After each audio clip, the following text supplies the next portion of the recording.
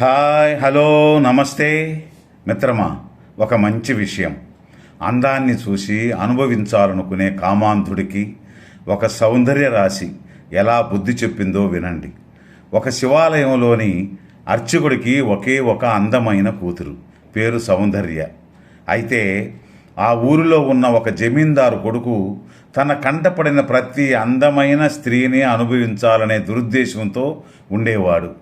అలా ఒకరోజు వీడి కన్ను ఆ పూజారి కూతురి పైన పడింది. వాళ్ళ ఇంటిలో ఒంటరిగా ఉన్న సమయంలో ఆమెను సమీపించి తనను పెళ్లి చేసుకుంటే ఈ సంస్థానానికి రాణిని చేస్తానని రకరకాలుగా ఆశలు చెప్పి మభ్యపెట్టేవాడు.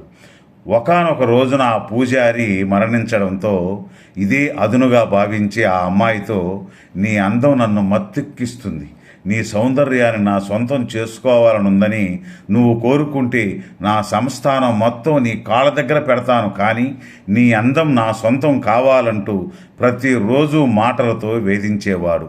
వీడి వేధింపులను తట్టుకోలేక ఆ పూజారి కూతురు ఆ కామాంధుడితో, నువ్వు ప్రతిరోజు నా ఇంటికిలా వచ్చి అల్లరి చేయొద్దు, నాకు ఒక వారం రోజులు సమయం ఇవ్వు, వచ్చే పౌర్ణమికి నా ఇంటికి రా, అలాగే నువ్వు అడిగింది నీ సొంతం అవుతుందని చెప్పి వాణ్ణి పంపించింది. ఆ మాట వినగానే వాడు చాలా సంతోషించి అలాగే అలాగే ఒక వారం రోజుల్లో తిరిగి వస్తానని చెప్పి వెళ్తాడు. తర్వాత ఆ అమ్మాయి తన స్నేహితురాలతో విరోచనాలొచ్చే అంటే బేది మందు తెమ్మని చెప్పి ఆ మందు తినడం మొదలు పెడుతుంది. ఆ మందు తిన్న వారం రోజుల పాటు ఆమెకు విరోచనాలు, వాంతులు అయ్యాయి. తన శరీరం నుండి వచ్చిన వాంతులను, విరోచనాలను ఆమె భద్రంగా ఒక కుండలో దాచిపెట్టింది. ఆవిడ తిన్న ఆ మందు ఫలితంగా ఎంతో అందగత్తిగా భావించబడిన ఆమె శరీరం పూర్తిగా క్షీణించి అస్థిపంజరంలా తయారైంది. బంగారు ఛాయలో కనిపించే ఆమె శరీరం నల్లగా మారిపోయింది. అందమైన ఆమె కళ్ళు గుంటలు పడి అతి భయంకరంగా తయారైంది. ఆ భయంకర రూపంలో ఉన్న ఆమె ఆ కామాంధుడి రాక కోసం ఎదురు చూస్తూ ఉంది. ఆ కామాంధుడు అందంగా అలంకరించుకొని వచ్చి, నా అందమైన అందాల సౌందర్య రాశి ఎక్కడ అని చూడ్డానికే భయంకరంగా ఉన్న ఆ యువతనే అడుగుతాడు. అంతకు మునుపు తాను చూసిన అందగత్తె ఈమెనని గుర్తించలేకపోతాడు. ఓయ్, నేనే నువ్వు చూసిన అందమైన సౌందర్య రాశిని అని ఆ యువతి ఎన్నిసార్లు చెప్పినా చూడ్డానికే భయంకరంగా ఉన్న ఆ స్త్రీని చూసి గుర్తించలేకపోయాడు. చివరికి ఆమె వాడితో, నేను నా దేహంలోని ఆ సౌందర్యాన్ని అంతటినీ నా నుండి వేరు చేసి అక్కడ ఒక కుండలో దాచి ఉంచానని, కావాలంటే ఆ సౌందర్య రసాలను నువ్వు ఆస్వాదించవచ్చునని చెబుతుంది.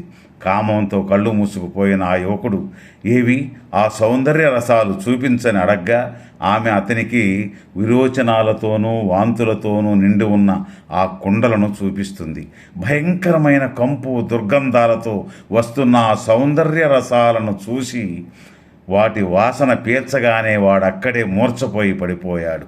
కొద్దిసేపటికి తేరుకుని ఎదురుగా అస్థిపంజరంలా మారిపోయిన ఆ స్త్రీని సమీపించి, ఇన్ని రోజులు అందం అంటే ఏదో అనుకున్నాను, ఇన్ని రోజులు నీ అందానికి కారణమైన సౌందర్యాన్ని నీ నుంచి వేరు చేసి ఈ కుండలో చూపించి నా కళ్ళు తెరిపించావమ్మా. ఈ అందం కోసమా ఇన్నాళ్ళు నేను పరితపించింది. ఇక నుండి ప్రతి స్త్రీమూర్తిని మాతృ సమానురాలుగా చూస్తానని ప్రమాణం చేసి వెళ్తాడు. ఇది కథ అయినప్పటికీ ఇప్పటికీ సమాజంలో ఇటువంటి కామాంధులు ఎంతోమంది ఉన్నారు మిత్రమా.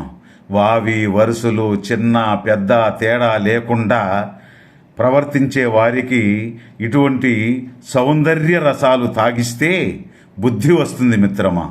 ఈ వీడియో నచ్చితే షేర్ చేసి మీ అమూల్యమైన కమెంట్ చేయండి. ధన్యవాదాలు.